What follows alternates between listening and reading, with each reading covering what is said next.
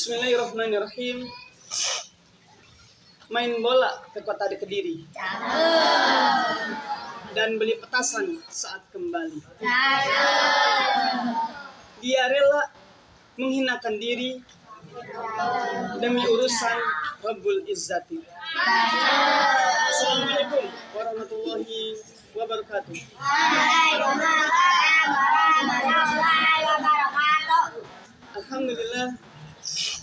Alhamdulillahilladzi bini'matihi tatimmus shalihat. Asyhadu an la ilaha illallah wa asyhadu anna Muhammadan abduhu wa rasuluh.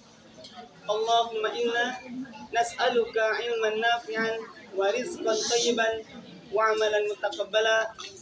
Rabbi shrah li sadri wa yassir li amri wahlul 'uqdatam min lisani yafqahu qawli. Amma ba'du. Kaifa halukum?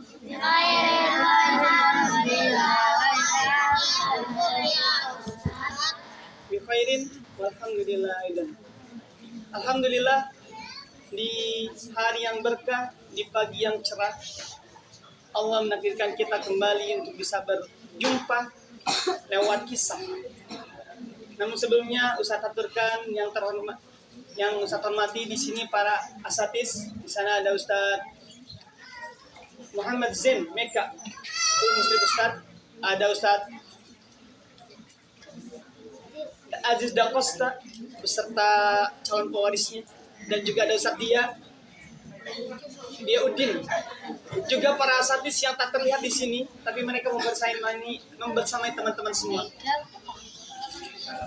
Dan juga tak lupa Ustaz aturkan kepada teman-teman yang selalu bersemangat untuk hadir menuntut ilmu di sini, di tempatnya Pak Eko dan Hilda, yang semoga kita doakan mudah-mudahan menambah keberkahan untuk mereka sebagai pemilik. Tak lupa setelah kita bersyukur kepada Allah, mari kita bersalawat kepada teladan kita dunia akhirat, yaitu baginda Rasulullah sallallahu alaihi wasallam, juga kepada keluarganya serta para sahabatnya, dan mudah-mudahan kita termasuk umatnya yang istiqomah dan diberikan kemampuan oleh Allah untuk menjadi umat penerus daripada beliau. Teman-temanku yang dirahmati Allah Subhanahu wa taala, kalau dari pantun Ustaz tadi, kira-kira siapa yang Ustaz akan kisahkan? Emang di zaman Rasulullah, pemain bola. Pemain bola. Siapa pemain bola yang lagi terkenal? Oh, Neymar. Baik, Ustaz akan berkisah yang di zaman Rasul, bukan di zaman now. Baik, boleh suaranya dikecilkan? Ustaz akan berkisah tentang manusia yang mau menghinakan dirinya, tapi untuk urusan Rabbul Izzat. Ada yang pernah kenal namanya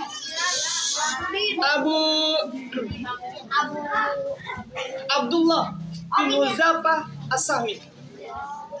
Ada yang pernah dengar? Ada yang baru dengar, ada yang udah kenal. Yang baru dengar, kita akan simak kisahnya dan kita ambil hikmahnya. Yang sudah kenal, murojaah lagi. Nanti kalau Ustaznya salah kisahnya, boleh diingetin. Baik, di zaman Rasulullah SAW, di tahun ke-6 Hijriah, Rasulullah SAW ingin meluaskan dakwahnya menuju kerajaan-kerajaan azam, kerajaan-kerajaan di luar Jazirah Arab. Dan beliau ini mengumpulkan para sahabatnya, kemudian berkhutbah. Setelah mengucapkan Alhamdulillah, memuji Allah, kemudian bertasyahud, beliau berkata, Amma ba'du, aku akan mengirimkan para sahabat keluar ke orang-orang selain azam, ke orang-orang azam, bukan selain azam, ke orang-orang azam, ke para raja-raja, yang itu semoga kalian mengikutinya dan tidak menyelisih sebagaimana kaum Bani Israel menyelisih Nabi Isa al-Masih. Karena dulu Bani Israel ketika di zaman Isa, Nabi Isa menyelisih. Nah, kata para sahabat, kami ya Rasulullah, kami akan menjalankan apa yang kau amanahkan. Dan kami tidak akan menyelisihinya. Pilihlah di antara kami untuk bisa sampai ke sana. Maka Rasulullah SAW memilih 6 orang dari para sahabat yang akan pergi keluar daerah, keluar dari Jazirah Arab. Di antara 6 ini, 6 ya, itu ada Abdullah bin Huzaifah As-Sahmi. Maka beliau akhirnya mempersiapkan diri untuk berangkat, kendaraannya disiapin. Kemudian pamitan sama ayah, sama keluarganya, sama anak-anaknya. Karena sudah keluar untuk berdakwah, ada kemungkinan ia pulang, ada kemungkinan ia pulang nama. Kayak teman-teman nih, dari rumah ke sini, ada kemungkinan balik lagi, setelah nuntut ilmu, ada kemungkinan pulang nama. Cuma namanya doang. Tahu maksudnya? Iya, karena kematian kita tidak pernah tahu. Ini Huzaifah As-Sahmi ini pergi pamitan, udah nyiapin kendaraan, akhirnya berangkat. Beliau gak ditemani siapa-siapa kecuali Allah. Satu. Beliau pergi ke Persia, diutusnya ke Persia. Siapa raja Persia? Barakallahu fiik. Siapa yang bilang Kisra? Tadi yang bilang Kisra siapa? Oh, sini Ustaz Colek yang bilang Kisra. Sini. Nih, Habib. Sini. Baik. Hafiz ya. Barakallahu fiik. Ya, rajanya Persia itu adalah Kisra. Ubula itu apa, Ustaz? Ya? Ubula. Oh, Ustaz tidak tahu. Kita lanjut lagi ke kisahnya. Jadi Abdullah bin Huzaifah As-Sahmi ini akhirnya berangkat sendiri hanya dengan Allah. Sampailah ke Persia dan di sana beliau minta izin kepada para penjaga dari Raja Persia. Maka Kisra ini akhirnya menghiasi ruangannya, kerajaannya, dan mengundang para petinggi dari kerajaan Kisra, dari kerajaan Persia. Kemudian dipersilakanlah Abdullah bin Huzaifah ini untuk masuk. Ketika masuk ke dalam, raja ini langsung ngasih kode sama pengawalnya.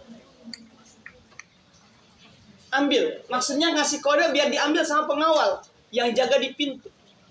Kata Abdullah, no.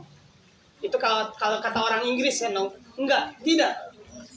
Sambil Abdullah bin Huzaifah ini menghardik sambil berkata beliau, aku diamanahkan untuk menyampaikannya langsung kepadamu, dan aku tidak mengikuti Rasulullah, atau beliau akan mengikuti perintah Rasulullah. Maka akhirnya Kisra ini mengatakan kepada pengawalnya, biarkan dia mendekat padaku. Maka akhirnya Huzaifah ini mendekat kepada sang raja, yaitu Kisra. Ketika sudah sampai kepada Kisra, ia serahkan itu suratnya. Ia serahkan suratnya. Kemudian raja ini memanggil sekretarisnya dari Al-Hirrah untuk membuka dan membacakan surat tersebut. Bukan gak bisa baca raja. Raja bisa baca, cuman raja tuh orang punya sekretaris. Buat apa ada sekretaris? Makanya tadi nyuruhnya pengawal kan. Raja tuh begitu, tunjuk aja. Itu raja. Nah makanya bukan gak bisa baca. Kenapa dia bisa jadi raja? Pintar baca, pintar siasat. Nah ketika dibacakan oleh sekretarisnya, maka dalam isinya, setelah mengucapkan hamdalah, memuji Allah dan bertasyahud, kata Rasul, amma ba'du, demi Allah yang Maha Pengasih lagi Maha Penyayang, dari Muhammad Rasulullah kepada Kisra, Raja Persia, salam bagi orang yang mengikuti. Ketika sampai pada kalimat tersebut, teman-teman, Kisra langsung mengambil itu surat yang dipegang oleh sekretaris. Dia langsung robek sambil berkata, berteriak, lancang sekali. Beraninya dia memulai suratnya dengan menyebut namanya. Padahal dia adalah bawahanku dan berada di kekuasaanku. Setelah marah itu, akhirnya Raja Kisra ini memerintahkan pengawalnya untuk mengusir Huzaifah. Untuk mengusir. Dan akhirnya Huzaifah pun diusir dan ia keluar. Sambil keluar dia memikirkan apa yang terjadi barusan. Abdullah Huzaifah ini dia tidak tahu apa yang akan terjadi. Cuman dia meyakinkan dirinya, yang penting saya sudah menyampaikan apa yang diperintahkan Rasul. Saya tidak tahu apakah saya akan dipenggal, dibunuh, atau dibiarkan bebas. Cuman Huzaifah ini akhirnya keluar dan langsung berangkat pulang. Ketika Kisra ini udah mulai reda, teman-teman, reda. Marahnya udah mulai reda. Karena tadi ketika baca dengar suratnya, itu dadanya mulai dipenuhi dengan amarah. Wajahnya memerah. Urat nadinya menebal. Karena orang marah, urat nadinya kan menebal, bukan menipis. Makanya langsung diambil. Tapi ketika sudah reda, dia minta tolong panggilkan itu duta dari Muhammad tadi. Ke pengawalnya suruh nyari. Maka pengawal seketika langsung mencari keluar. Tapi tidak ditemukan. Di sepanjang jalan menuju Jazirah tidak ketemu Huzaifah ini.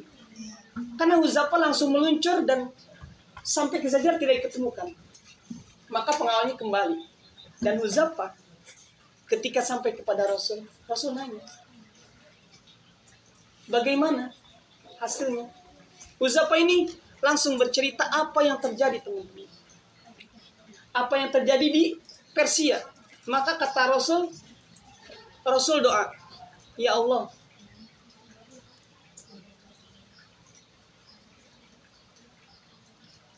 semoga Allah merobek-robek kerajaan Persia, kerajaannya Kisra.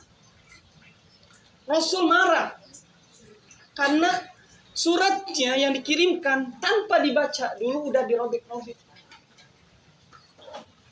Maka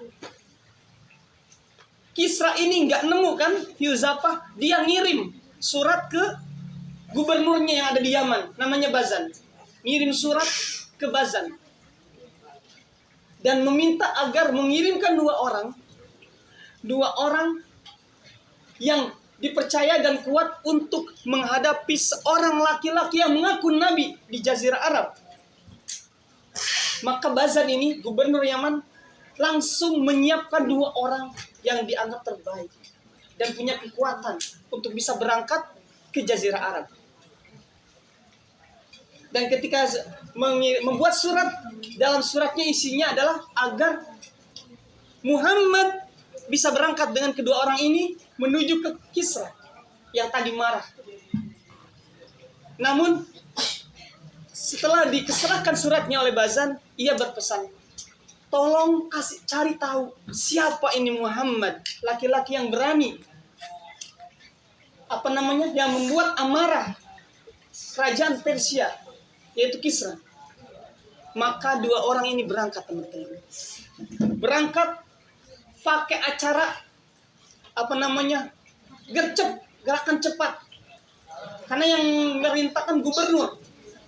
Hingga melewati Taif, dan di Taif ini ketemu sama kaum Quraisy.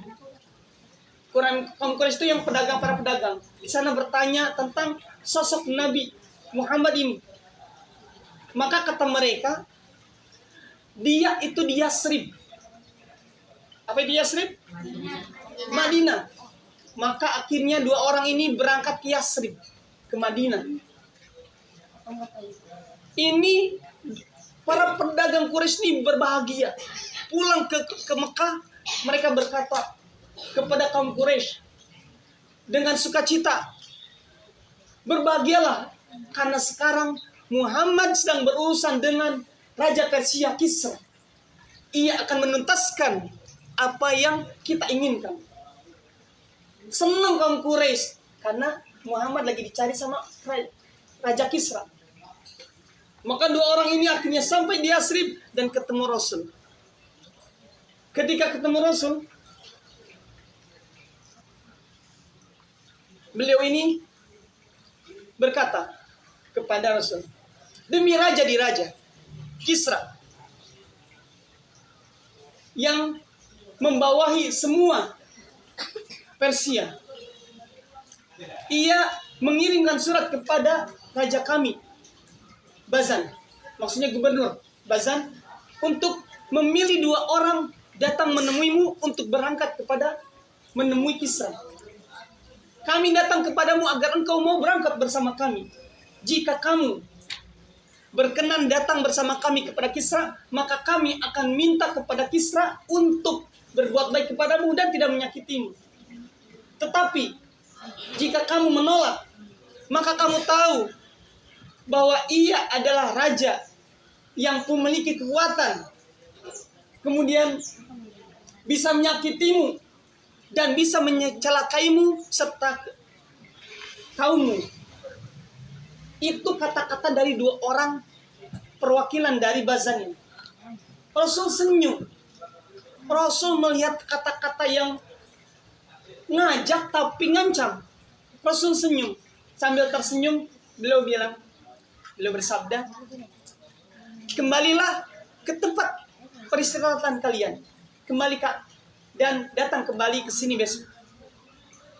Maka dua orang ini pergi. Setelah menyerahkan suratnya kepada Rasul, kemudian ia pergi. Esok harinya datang lagi. Ketika datang kepada Rasul, beliau bertanya, apakah Anda sudah siap untuk berangkat bersama kami? Kata Rasul,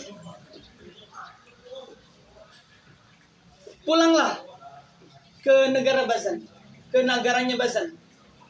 Karena kamu tidak akan pernah menemui lagi Kisra setelah hari ini, setelah tahun ini. Allah akan mematikannya dan ia akan diganti oleh anaknya Sirawai. Dan jika kamu masuk Islam, kamu beruntung. Maka dua orang ini, teman-teman, menatap wajah Rasul dengan keyakinannya takjub. Dia terpesona maksudnya. Dia terpesona, kalem, padahal Raja Persia ini orang yang ditakuti, zalimnya minta ampun. Maka kata dua orang ini, baik, akan saya tulis apa yang engkau katakan kepada Bazan. Rasul nambahin, kata Rasul, katakan padanya, agamaku akan meluas sebagaimana apa yang didapatkan oleh Persia. Seluas Persia membawahi masyarakatnya. Dan jika kamu masuk Islam, maka kamu akan diberikan apa yang ada di tanganmu. Tapi jika tidak, maka katanya hanya jika kamu masuk Islam, maka akan aku berikan apa yang ada di tanganmu. Itu ditulis sama dua orang tadi, disampaikan ke Bazan. Maka mereka berangkat pulang kepada Bazan dan diceritakan apa yang terjadi perihal Muhammad Rasulullah ini. Maka ketika setelah beberapa tahun, maka dari raja ada surat yang menuju kepada Bazan. Kata dalam suratnya, ini adalah Sirawai mengirim surat kepada Bazan. Isinya adalah Aku telah membunuh Kisra. Aku membunuh karena untuk membalaskan dendam suku kita yang telah dia bunuh orang-orang mulianya dan telah dia sekap, dia tawan para wanitanya dan dia ambil harta bendanya. Maka berbaiatlah kaummu bersamaku. Itu surat dari Sirawai. Sirawai yang dikirimkan kepada Bazan. Sebelumnya ketika dua orang ini datang kepada Bazan, kata Bazan diceritakan, kata Bazan, kalau seandainya apa yang dikatakan Muhammad itu benar, maka dia adalah nabi. Tapi jika tidak, kita akan pikirkan ulang.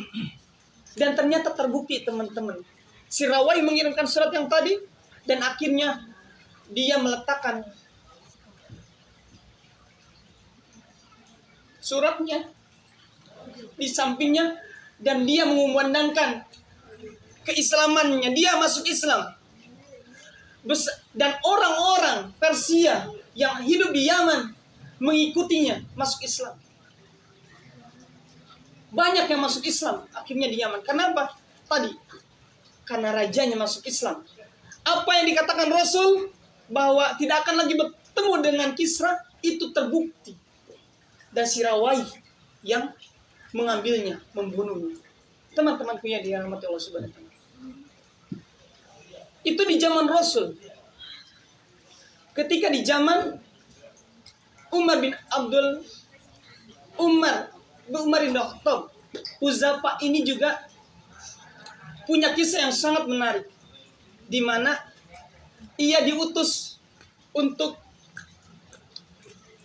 berperang kepada Raja Romawi. Siapa Raja Romawi? Heraklius. Panggilannya siapa? Oke, yang bilang Kaisar sini. Boleh, sini, sini, Ustaz Caleh. Oke, ya. Kalau Persia panggilan rajanya Kisra, kalau orang Romawi panggilannya Kisra. Kaisar. Maka iya, Kaisar Romawi. Maka dia datang berperang bersama orang-orang menuju Romawi. Raja Romawi ini lagi keren-kerennya, dan ia sudah mengetahui akan perihal orang-orang Islam yang mana mereka itu kokoh pendiriannya dengan keimanan yang tajam dan tauhid yang mantap.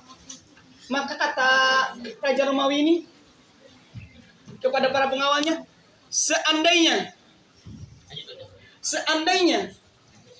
kalian bisa menangkap atau mendapatkan seorang anak muslim atau tawanan perang, bawa kepada saya, jangan dibunuh. Karena saya ingin menanyakan sesuatu padanya. Yang tadi sudah diketahui imannya dahsyat, kemudian kokoh, maka akhirnya tawanan ini ada yang pengawal ini membawa salah di antara tawanan itu adalah Huzafa as-Sahmi. Abdullah dibawa ke depan Kaisar. Kata para pengawal, Paduka, Baginda, ini adalah di antara salah satu orang yang pertama-tama memeluk Islam. Maka Kaisar ini mendekat, kemudian bertanya, apakah kamu mau masuk negara agama Nasrani? Huzafa menjawab, tidak. Kalau kamu mau masuk ke negara Nasrani dan meninggalkan agamamu, maka aku akan berikan apa yang kamu mau. Maka Huzafa ini menolak dengan tegas. Dan Raja Kaisar ini mengetahui dia adalah orang pemberani. Kamu benar-benar orang pemberani.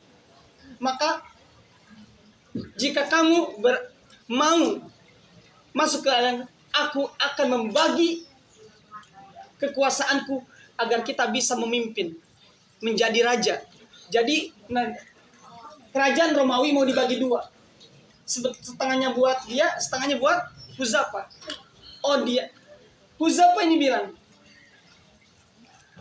tidak, meskipun kau berikan semuanya dan harta-harta orang Arab engkau kumpulkan untuk diriku agar aku meninggalkan agamaku, aku tidak akan menerimanya.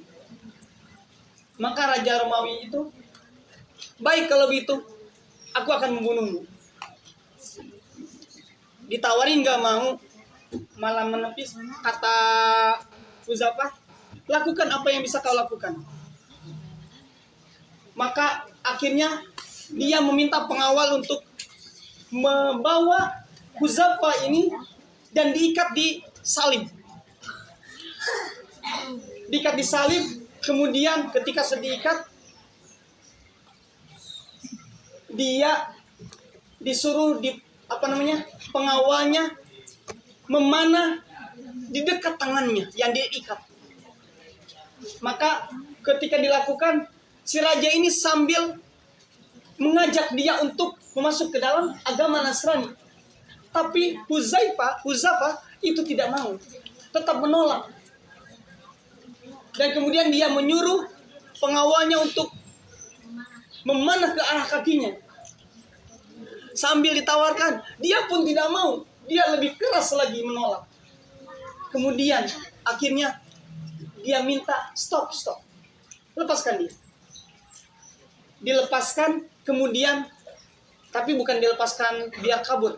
Dipegang, kemudian raja ini meminta untuk menyiapkan tungku. Tungku kemudian diisi dengan minyak yang dia disimpan di atas katel besar di atas tungku, kemudian dipanas sampai mendidih. Lalu dia bilang, ambil 2 tawanan.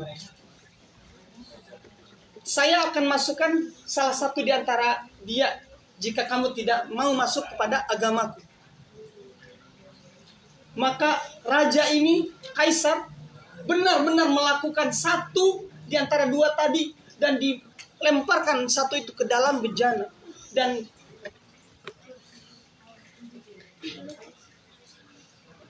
dia langsung terkelupas dagingnya, langsung belulangnya hancur karena masuk ke dalam minyak yang begitu panas. Raja kemudian menoleh kepada Huzaifah. Huzaifah, bagaimana? Kamu masih mau menolak agamaku? Dia tetap menolak. Sampai raja ini kesabarannya hilang. Baiklah kalau gitu. Kamu pengawal, bawa dia, lemparkan dia ke dalam bejana. Sekarang yang mau dilemparin Abdullah bin Huzaifah As-Sami. Maka pengawalnya mengambil dia, diangkat, dan terdengar menangis Huzaifah.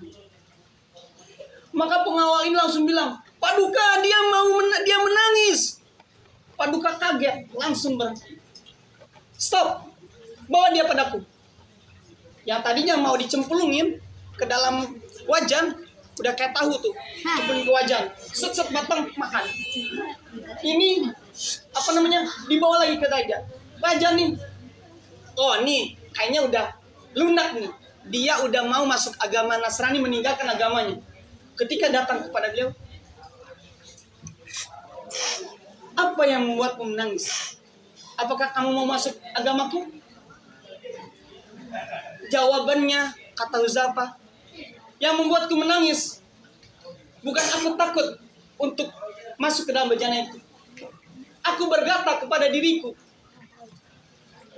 engkau akan dilemparkan ke dalam bejana, jiwamu akan hilang.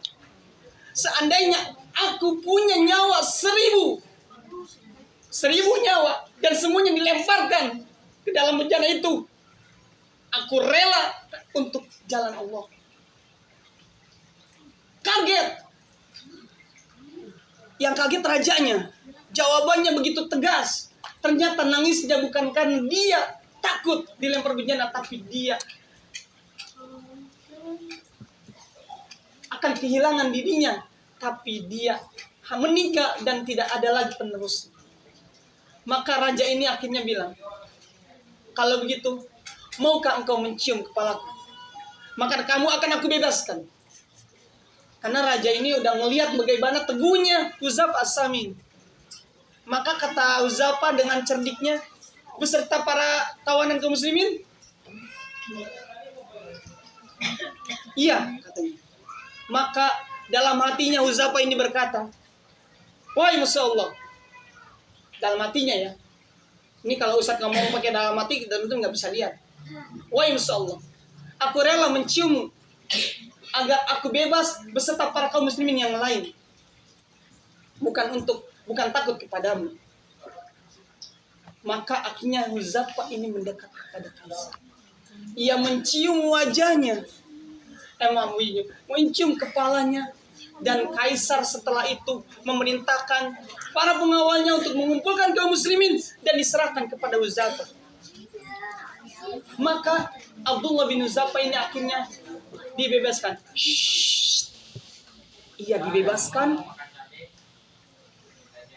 dan Huzaifah ini pulang beserta para kaum muslimin yang ditawan.